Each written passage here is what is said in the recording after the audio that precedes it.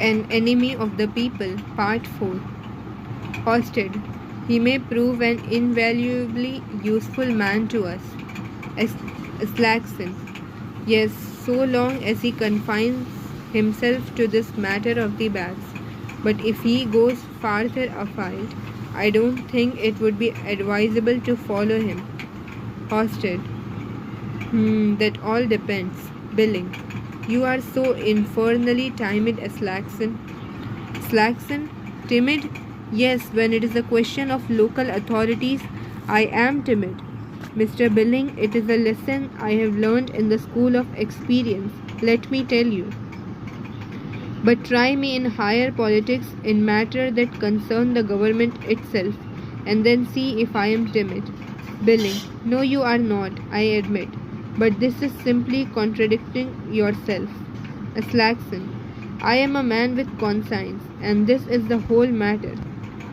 If you attack the government, you don't do the community any harm anyway. Those fellows pay no attention to attacks, you see. They go on just as they are, in spite of them. But local authorities are different. They can be turned out, and then perhaps you may get an ignorant lot into office who may do irreparable harm to the householders and everybody else. Hosted. But what of the education of citizens by self-government? Don't you attach any importance to that? Slaxon. When a man has interest of his own to protect, he cannot think of everything, Mr. Hosted. Hosted. Then I hope I shall never have interest of my own to protect. Billing. Here, here. Slaxon with a smile. Points to the desk. Mr. Sheriff stands guard was your predecessor at the editorial desk. Billing. Spitting. Bah. That turncoat. Hosted. I am not a weathercock and never will be. Slaxon. A politician should never be too certain of anything, Mr. Hosted. And as for you, Mr. Billing, I should think it is time for you to be taking in a reef or two in your sails, seeing that you are applying for the post of secretary to the bench. Billing, I? Hosted, are you, Billing? Billing, well, yes, but you must clearly understand, I am only doing it to annoy the bigwigs. Slaxon, anyway, it is no business of mine. But if I am accused of timidity and of inconsistency in my principles, this is what I want to point out. My political past is an open book. I have never changed, except perhaps to become a little more moderate, you see. My heart is still with the people, but I don't deny that my reason has a certain bias toward the authorities, the local ones I mean. Goes into the printing room. Billing. Aren't we to try and get rid of him, Hosted? Hosted. Do you know anyone else who will advance the money for a paper and printing bill? Billing. It is an infernal nuisance that we don't possess some capital to trade on. Hosted. Sitting down at his desk. Yes, if we only had that then. Billing. Suppose you were to apply to Dr. Stockman. Hosted. Turning over some papers. What is the use? He has got nothing. Billing. No, but he has got a warm man in the background. Old Morton Kill, the Badger as they call him. Hosted. Writing. Are you so sure he has got anything? Billing. Good Lord, of course he has. And some of it must come to the Stockmans. Most probably he will do something for the children at all events. Hosted, turning half around. Are you counting on that?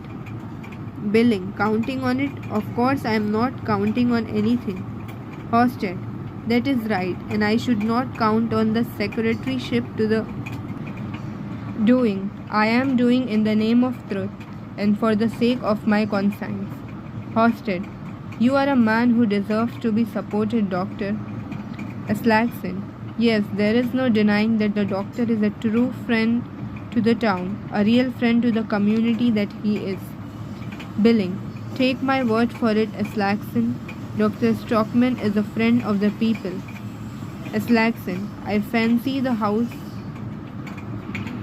That is right, and I should not count on the secretaryship to the bench either.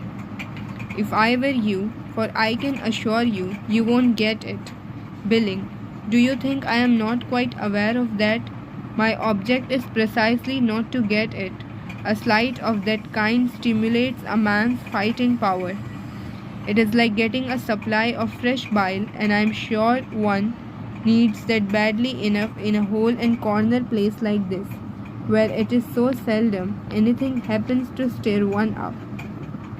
Hosted. Writing. Quite so, quite so. Billing. Ah, I shall be heard of yet. Now I shall go and write the appeal to the Householders' Association.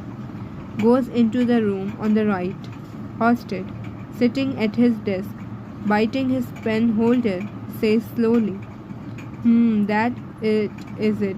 A knock is heard. Come in. Petra comes in by the outer door. Hosted gets up. What, you here? Petra. Yes, you must forgive us. Hosted, pulling a chair forward. Won't you sit down? Petra. No, thank you. I must go again in a moment. Hosted. Have you come with a message from your father by any chance? Petra. No, I have come on my own account. Takes a book out of her coat pocket. Here is the English story. Hosted. Why have you brought it back? Petra. Because I am not going to translate it. Hosted. But you promised me faithfully. Petra. Yes, but then I had not read it. I don't suppose you have read it either. Hosted. No, you know quite well I don't understand English, but Petra. Quite so. That is why I wanted to tell you that you must find something else. Lays the book on the table. You can't use this for the people's messenger.